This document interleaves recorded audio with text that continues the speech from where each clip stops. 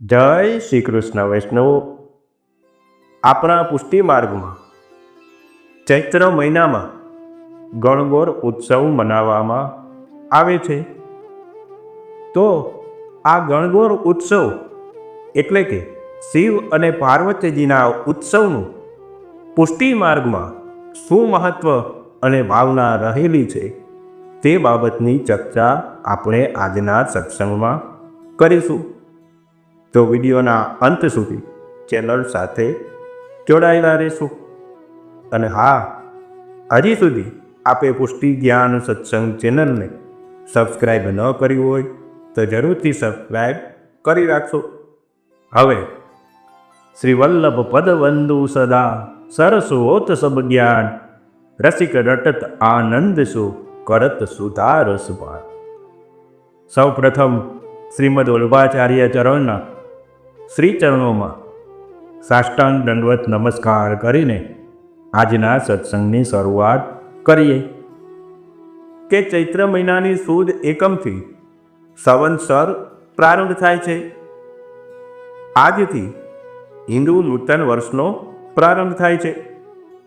કારણ કે ક્ષીર સાગરમાં બિરાજતા પૂર્ણ બ્રહ્મ પૂર્ણ પુરુષોત્તમ ભગવાન શ્રી કૃષ્ણની આજ્ઞાથી બ્રહ્માજીએ આજથી એટલે કે ચૈત્ર સુદ એકમથી સૃષ્ટિની રચના કરવાનો પ્રારંભ કર્યો.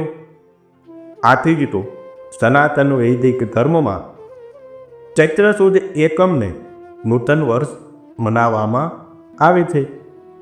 અને વાલા વૈષ્ણવો, આથી જ તો આપણા પુષ્ટિ માર્ગના ઉત્સવનો પ્રારંભ પણ ચૈત્ર મહિનાથી જ થાય છે. અને વર્ષો ઉત્સવની નવી ટિપ્પણી પણ ચૈત્ર મહિનાથી જ આવે છે. આ ચૈત્ર મહિનાના સુદ એકમથી સુદ નવમી સુધીના દિવસોને ચૈત્રી નવરાત્રિ કહેવામાં આવે છે, કે જે શ્રી યમુનાજીના ભાવથી છે. ચૈત્ર સુદ ત્રીજથી લઈને ચૈત્ર સુદ છઠ સુધીના 4 દિવસોને ગણગોર ઉત્સવના દિવસો કહેવામાં આવે છે. શ્રી સ્વામિનીજીના 4 યુથોના ભાવથી 4 દિવસ સુધી ગણગોર મનાવવામાં આવે છે. પ્રથમ દિવસને લાલ ગણગોર કહેવામાં આવે છે, કે જે શ્રી સ્વામિનીજી એટલે કે શ્રી રાધિકાજીના ભાવથી છે.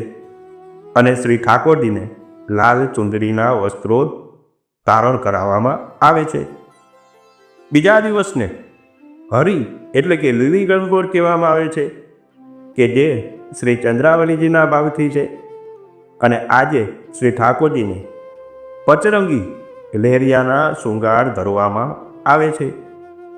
ત્રીજા દિવસને ગુલાબી ગણગોર કહેવામાં આવે છે, કે જે શ્રી લલિતાજીના ભાવથી છે. અને સર્વ વસ્ત્ર અને સાજ શૃંગાર ગુલાબી રંગના આવે છે.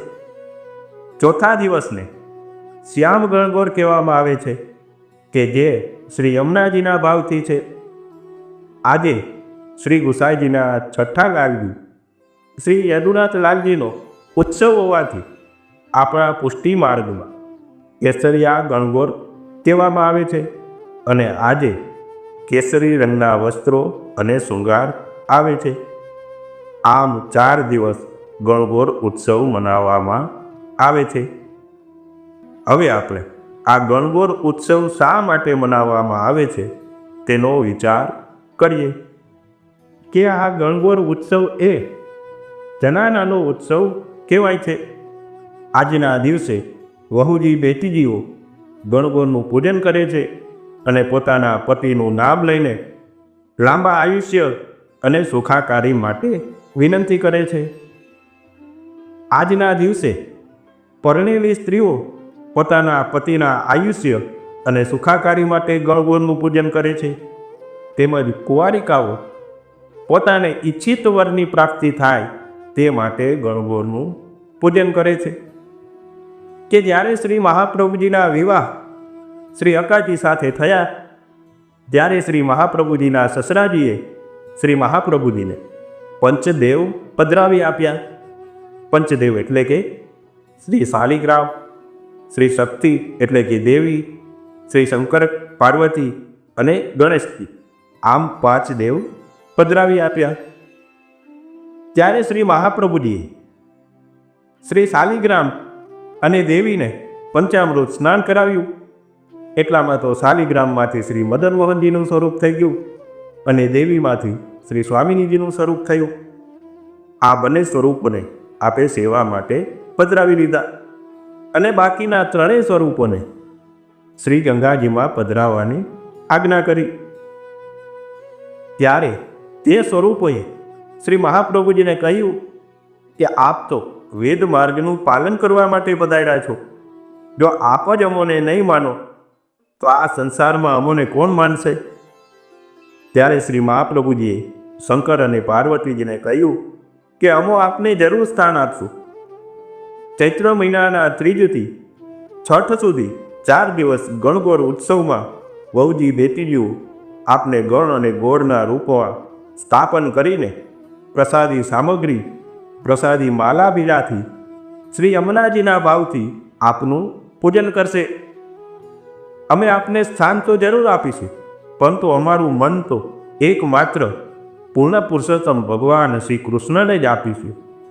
તેમજ ગણેશજીને પણ કહ્યું કે અમારા હરેક માંગલિક પ્રસંગોમાં તમારું સ્થાપન કરવામાં આવશે અને પ્રસાદી સામગ્રી, પ્રસાદી માલા બીડાથી તમારું પૂજન કરવામાં આવશે. આમ શિવ અને પાર્વતીજીને ઈશ્વર અને ગોળના રૂપમાં સ્થાપન કરીને ગણગોર ઉત્સવ મનાવવામાં આવે છે. વ્રજલીલામાં કુંવારિકાઓ શ્રી યમુનાજીના ભાવથી ગણગોરની પૂજા કરે છે અને શ્રી ઠાકોરજી પોતાને પતિ રૂપે પ્રાપ્ત થાય તેવી કામના કરે છે. આમ આપણા પુષ્ટિ માર્ગમાં ગણગોર ઉત્સવનું મહત્ત્વ રહેલું છે. વાલા વૈષ્ણવો, આવા પુષ્ટિ માર્ગીય સત્સંગના વિડીયો શ્રવણ કરવા માટે ચેનલને સબસ્ક્રાઈબ કરીને રાખજો અને વિડીયોને લાઈક અને કોમેન્ટ જરૂર કરશો એવી ભાવના સાથે આજનો સત્સંગ શ્રી ગોવર્ધન ધરણ પ્રભુના શ્રી ચરણોમાં સમર્પિત કરીએ છીએ. નવા વિષય સાથે ફરી મળીશું. ત્યાં સુધી સર્વને જય શ્રી કૃષ્ણ.